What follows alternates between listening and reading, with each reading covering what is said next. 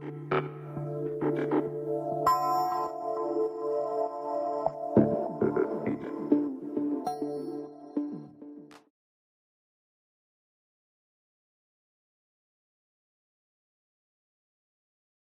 alaikum. Merci infiniment. Merci à toi. D'accepter cette invitation pour pouvoir répondre à de nombreuses questions que nous avons à propos des capteurs. Tu as préféré garder l'anonymat pour des raisons qu'on peut tout à fait comprendre absolument. Donc c'est pour ça qu'on ne voit pas ton visage et que je ne vais pas dire ton prénom. Commençons tout de suite les questions. Déjà, voilà, le captage, le fait de canaliser des djinns, c'est une faculté qui n'est pas donnée à tout le monde. Est-ce que tu peux nous expliquer? Bon, la première chose déjà, le captage, c'est le fait d'attraper les djinns. Donc les djinns, ils rentrent dans le corps à travers les brèches. Donc il y a les brèches qui sont formées, on va dire, par plusieurs raisons, comme la sorcellerie, le mauvais œil, les péchés et les états d'émotions intensifs, des grosses colères, des grosses déprimes ou des grosses joies. Et ben ça va faire des petites brèches qui permettront aux djinns de rentrer dans le corps. Donc après, plus les brèches sont grandes, et plus ça permet aux djinns de venir et de rentrer en grande masse. D'accord? Donc les djinns se déplacent en général par centaines ou par milliers quand il y a de la sorcellerie. Après, si c'est par exemple une personne qui met pas, on va dire, le hijab, qui se déshabille sans dire bismillah, et ben même chez vous, si vous êtes tout seul et que vous dites pas bismillah en vous déshabillant, ça peut, s'il y a des djinns autour dans la maison, ça peut attirer des djinns amoureux. Il y a des millions de gens qui font ça. Voilà, Donc ça veut dire qu'on est tous plus ou moins... Oui, parce que c'est pas seulement les péchés ou bien c'est pas seulement le mal qui fait rentrer les djinns. On peut être quelqu'un de correct, etc., d'avoir un bon comportement, des bonnes protections, etc. Mais même avec des états de colère, ça peut arriver à tout le monde d'être triste, ça peut arriver à tout le monde d'avoir des grosses états de joie. Du coup, les djinns, ils peuvent en profiter. Mais bon, c'est des petites brèches, ça se referme rapidement, ne serait-ce qu'en faisant la prière, en faisant l'ozo, les actes d'adoration, ça va déjà nettoyer, fermer les brèches. D'accord. Alors quand tu dis brèche, c'est des auras en fait, c'est un corps énergétique en fait qui est au-delà de nous et c'est des trous par lesquels du coup... Ouais, on peut dire ça comme ça. On a déjà fait des expériences avec c'était des ondes ou non, c'était des chocs électriques ou bien je devais capter en même temps d'attraper des pods et mettre mes pieds sur un tissu mouillé et puis il mettait des coups de jus pour voir est-ce que ça agissait sur l'énergie des djinns.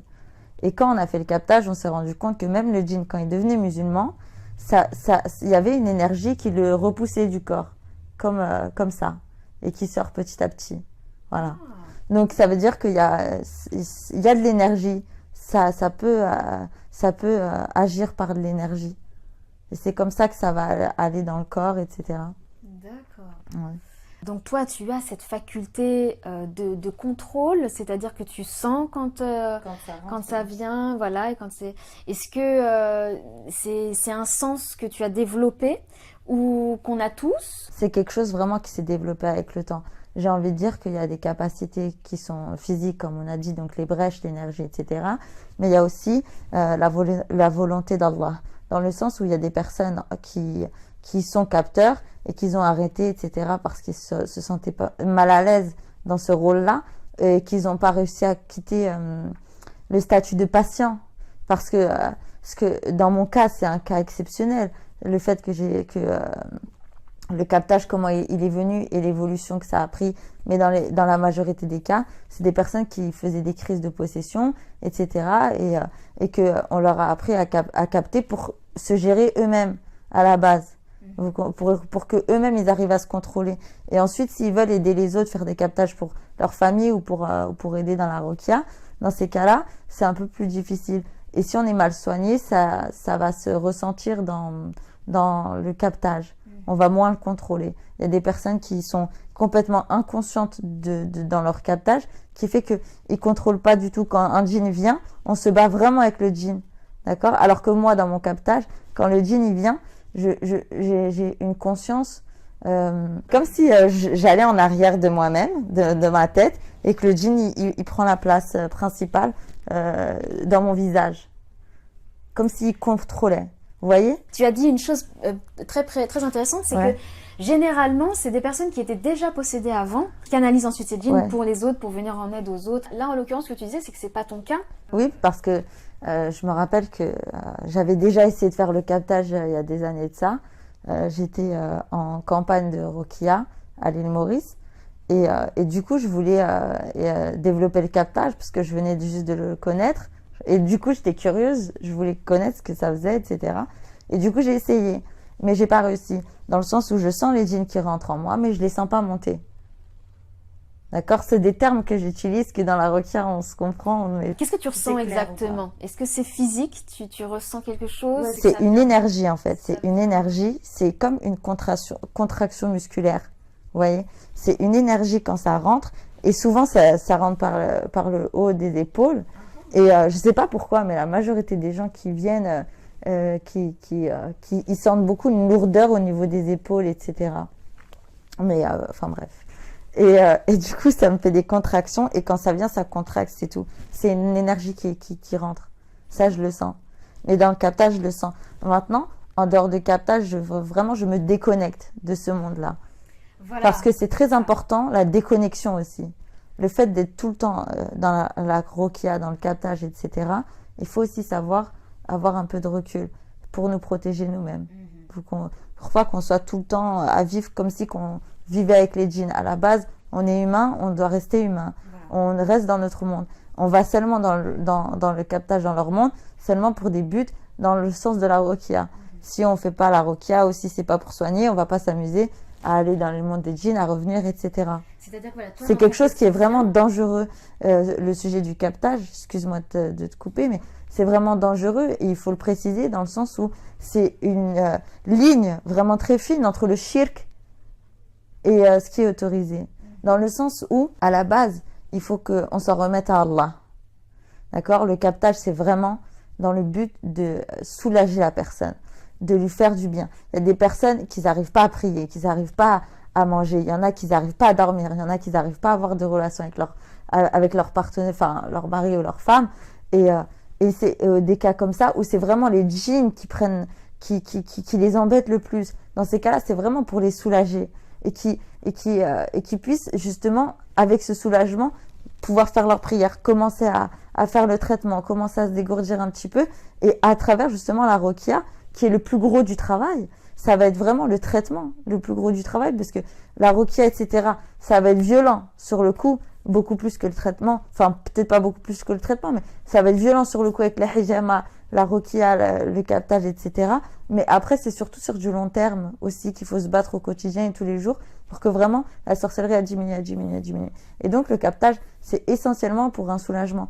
Maintenant, par exemple, on va donner des chiffres dans le sens où on va demander à peu près il y a combien de djinns, il y a combien il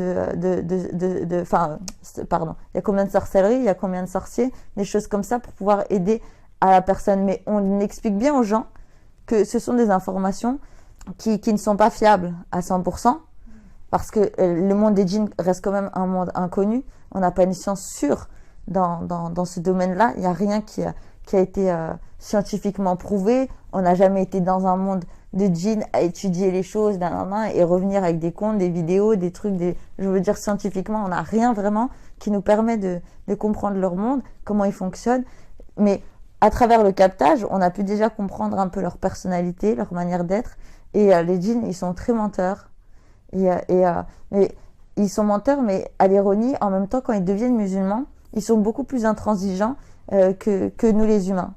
En tant que musulmans, on va se permettre de faire tel ou tel péché ou de manquer à certaines obligations, alors que eux, pour eux, s'ils font ça, ça les fait devenir noirs directement, ils sortent de l'islam. Vous voyez, c'est beaucoup plus strict chez eux qu'un peu chez nous. Vous voyez?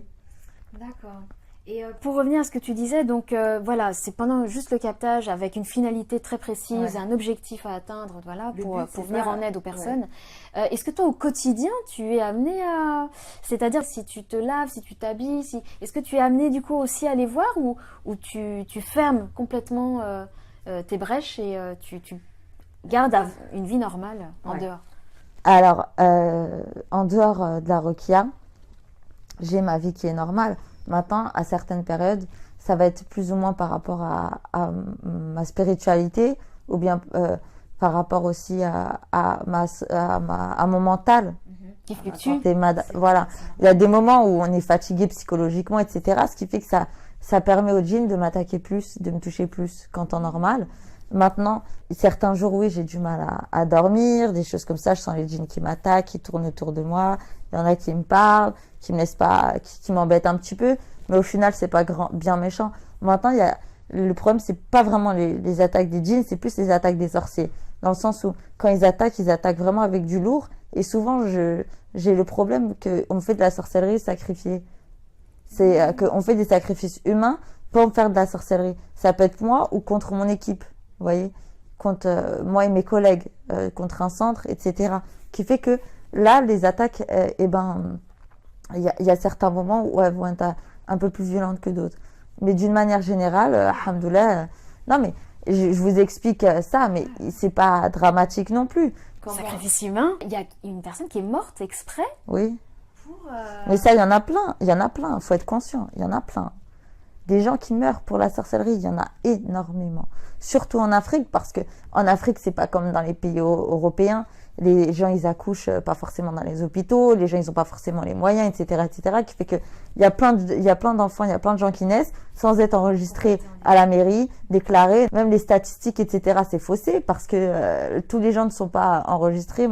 Et du coup, c'est très facile pour eux de prendre des enfants, de tuer des gens, de faire disparaître les gens.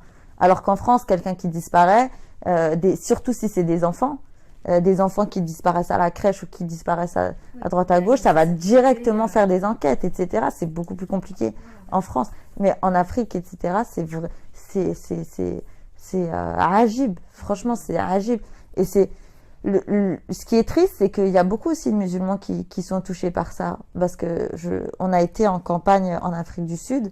Et puis, il y avait des écoles pour les madrasas, etc., pour les enfants. Et puis, il y avait beaucoup de prospectus sur l'avortement là-bas.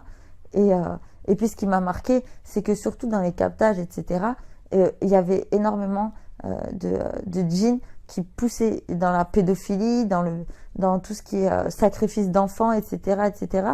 Et la pédophilie dans les madrasas, il y a quand même une présence. Je dis pas que c'est une majorité, hein, mais je dis qu'il y a des présences, etc., dans les orphelinats. Entre garçons, il y a beaucoup de choses qui touchent aussi les musulmans. Et il faut que les gens ils soient conscients. Et il faut que on s'aide. C'est à nous, en tant que musulmans, c'est à nous d'avoir le devoir de prévenir l'autre. Si la majorité que j'ai pu rencontrer de mon expérience, je dis bien, qui font les talismans, etc., c'est parce qu'ils suivent aveuglement leurs imams, ou bien les traditions, les traditions, ou bien leur famille, ou bien les ulama, des choses comme ça, alors qu'ils sont dans un égarement total avec les ta'wiz ou bien d'autres pratiques qui sont du shirk, et ça c'est clair pour tout le monde, il n'y a pas de divergence là-dessus. Le fait de demander protection avec des chiffres qui représentent des djinns et des noms de djinns, c'est absolument pas islamique, c'est absolument pas sunna. Donc la gravité, ils s'en rendent pas compte, et donc beaucoup suivent comme ça, un peu comme des moutons, j'ai envie de dire, parce que bon, moi j'arrive pas vraiment à comprendre, parce que de nos jours on a beaucoup internet, on a plein de choses pour nous aider à comprendre l'islam.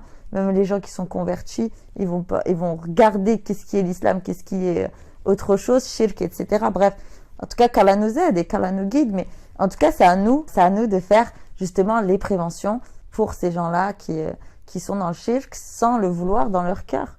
Parce que dans leur cœur, ils sont sincères envers Allah, mais dans leurs actions, ils font des choses qui sont complètement incohérentes. Et ça, c'est dommage. C'est dommage. Sur la vidéo où on te voit donc faire ce captage avec Cher Ben Alima, alors physiquement, voilà, déjà sur le plan physique, tu es sage, voilà, tu es tranquille, tu es assis sur ta chaise normale, et puis quand ça commence à venir, voilà, tu as une respiration qui devient bruyante, tu hausses les épaules, je décris un petit peu les gestes que tu as, tu as les yeux fermés aussi, ou alors quand ils sont légèrement ouverts, c'est que blanc, on voit pas tes pupilles, et puis tu fais des gestes aussi que voilà, donc c'est un peu toujours les mêmes gestes, donc Ouais. tu t'es fait des nœuds, voilà, au niveau de stopper des pactes, tu fais comme ça, Non, et en puis... fait, quand je fais comme ça Voilà, alors je suis quelle en est la train de- signification de tous ces gestes? Quand je fais ça, ça veut dire que je détruis la sorcellerie, les pactes, les choses comme ça. Et quand je fais ça, c'est quand je vais tuer les sorciers quand ils viennent devant moi. Donc des djinns? Non, humains. D'accord, mais c'est symbolique. Oui, bien sûr, c'est Voilà. symbolique. Faut préciser parce Oui, que je oui. comprenais pas. Oui, oui, bien sûr, c'est symbolique. Même puis- détruire la sorcellerie, ça reste du symbolique. Parce que c'est vraiment les traitements qui vont le détruire, c'est pas beaucoup dans le captage. Voilà, ça c'est quelque chose de très important à préciser, c'est que ok, on a les informations qui nous sont données par le djinn et on peut nettoyer une fois avoir converti le djinn, à l'envoyer nettoyer ce qui a été fait, mais ça n'économise absolument pas le travail pour la personne en question, la victime, de se purifier, de se nettoyer avec de l'eau coranisée, avec des versets coraniques. C'est l'erreur que beaucoup de patients font parce qu'ils pensent que enfin beaucoup. Il y en a quand même pas mal qui comptent tout le temps, qui me sollicitent pour les captages, mais à côté des captages, ils vont pas faire les traitements, ils vont négliger certaines choses, ils vont négliger la requête, etc. Ils vont venir seulement, voilà, ils vont venir seulement pour le captage. Or, je répète, le captage c'est vraiment pour un soulagement et c'est un soulagement, mais je veux dire, tant qu'il y a de la sorcellerie, il y aura des djinns. Donc tant qu'on ne traite pas la sorcellerie et les brèches, les djinns continueront à venir. Donc même si je captais une personne, je reste en train de capter 24 heures sur 24, les djinns, ça va pas s'épuiser aussi facilement que ça. Ils se reproduisent beaucoup plus vite que nous, ils sont beaucoup plus nombreux et peuplés que nous. Il y a beaucoup plus de monde, de dimensions, etc. C'est vraiment beaucoup plus vaste que notre monde à nous. Je pourrais rester captée pendant des jours et des jours, mais la sorcellerie, c'est pas pour autant qu'elle s'en ira. Exactement. Bien Ça sûr. économise pas, donc il faut que la personne pratique tout le protocole que vous retrouverez dans la vidéo Se soigner soi-même, que je vous invite à aller voir. Et tu fais aussi, voilà, de réveiller les dormeurs, un moment, ils te demandent. Voilà, qu'est-ce que ça signifie, ça? Bah, en fait, je tape dans le sol. C'est pour faire trembler le sol. En fait, je fais juste le mouvement, mais c'est le sens du verset qui fait tout. C'est le verset qui fait tout. Moi, juste, je vais, avec mon intention, je vais taper. Et en faisant ça aussi, les djinns qui se convertissent, avant que le captage finisse et qu'ils partent, ils vont taper avec moi aussi le sol pour aller chercher les dormeurs. Ils vont m'aider en même temps que je le fasse, en fait. Parce que eux, une fois qu'ils deviennent musulmans, ils vont avoir le réflexe, la majorité du temps, d'aider la situation. Pas forcément avec la personne, mais d'aider la situation qu'ils ont causée. Donc soit en attaquant les sorciers, ou bien en attaquant les djinns, etc. Ou bien en restant dans les alentours de la personne. Il y en a qui restent comme ça, mais bon, généralement, ils vont attaquer les sorciers. Pendant ce temps-là, donc les versets qui sont récités à ce moment-là, ils sont jamais au hasard. Non, c'est des versets clés, bien sûr. Voilà, il y a un rôle qui est Bien fait sûr. par le verset coranique que tu entends. Bien sûr. Et ces versets s'adressent directement aux djinns, en fait. Exactement. Et ils les comprennent. Ils comprennent l'arabe? Bon, c'est compliqué parce que je peux pas Oui. généraliser. On est plein de capteurs différents, mais il y a des capteurs, les djinns ils viennent, ils comprennent des langues ancestrales, des choses comme ça. Bon, avec moi, non. Moi, ils comprennent que ce que moi je comprends. Dans le sens, quand je parle avec quelqu'un, mais le Coran, sans même le comprendre, ils voient l'effet du Coran. Donc, n'importe quel djinn, n'importe quelle langue, même il est muet, même il est sourd, il y a l'effet du Coran, il va le sentir, il va le voir. En fait, ils le voient, c'est-à-dire qu'ils visualisent Voilà. ce que dit le verset. Exactement. Le captage, c'est Allah qui va parler au djinn. On est vraiment que des outils, quoi. C'est comme si j'étais une boîte vide, on la remplit, on la vide. Elle se remplit, elle se vide. Je suis juste, on va dire, un outil pour permettre justement aux pilotes donc, de lire le Coran pour parler donc aux djinns, donc pour qu'ils se rendent compte du Coran, d'Allah, etc., de la vérité, et qu'ils partent. Le but, c'est ça. Après, il y en a qui meurent, il y en a qui sont hypocrites, qui vont se cacher en disant qu'ils sont musulmans alors que c'est faux. Il y a des djinns amoureux, des choses comme ça. Et ça va être du cas par cas. Et là, on va changer les versets pour adapter par rapport aux djinns. D'accord. Et c'est ça qui est d'ailleurs stupéfiant, c'est qu'ils visualisent et qu'ils disent, qu'ils racontent ce qu'ils voient. Et c'est ce qui fait augmenter la foi, ce que disait Cheikh Benaïma. Ça, c'est sûr. Et c'est extraordinaire. Et c'est d'ailleurs plus parlant pour les gens que des simples discours de dire ne faites pas le shirk, etc. C'est comme une preuve physique parce que ça nous est apporté par le monde de l'invisible. Bien sûr. Et puis ça m'est arrivé, par exemple, de tomber, comme vous dites, sur des personnes qui se rendaient pas compte, qu'ils avaient des taoïsmes, mais qui se rendaient pas compte que dedans, il y avait Ils comprenaient que c'était pas sunna, mais ils voyaient pas le mal non plus là-dedans. Et c'est avec le captage qu'ils ont vu les djinns et ils ont compris, parce que quand on est sur place et quand on regarde par vidéo, c'est complètement différent.